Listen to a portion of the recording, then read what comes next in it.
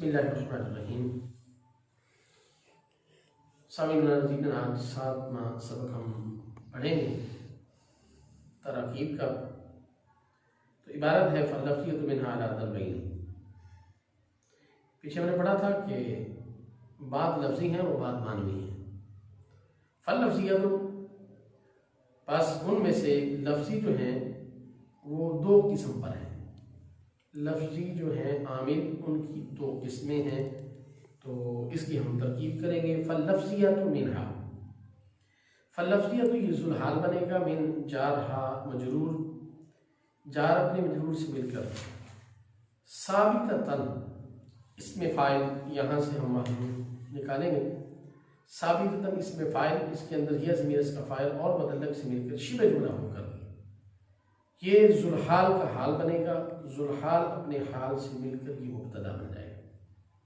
علی ضربین، علی حرف جار ہے، ضربین مجرور، جار اپنے مجرور سے مل کر، ثابتۃ اسم فاعل کے متعلق، ثابتۃ اسم فاعل، اس کے اندر یہ ضمیر اس کا فاعل اور متعلق سے مل کر یہ شبہ جملہ ہو کر یہ بن جائے گی خبر۔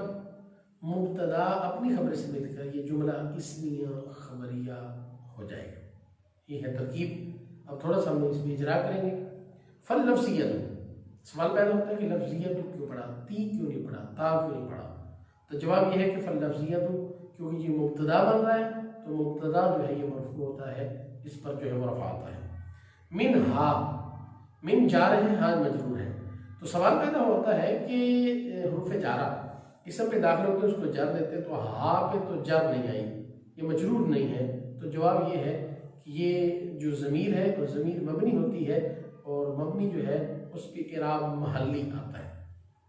علی ضربین، علی جار اور ضربین، ضربین جو ہے اس کی بھی جرمی حالت ہے، اور جو تثنیہ کی جو ہے وہ جرمی حالت ہوتی ہے وہی یہاں پہ جو ہے وہ بیان ہوئی ہے کہ یا ساکن اور ما قبل جو ہے وہ مفتوح ہے، اور آخر میں نون جو ہے وہ مکسور آتا ہے، تو یہاں پہ اس کی جری ہی حالت ہے۔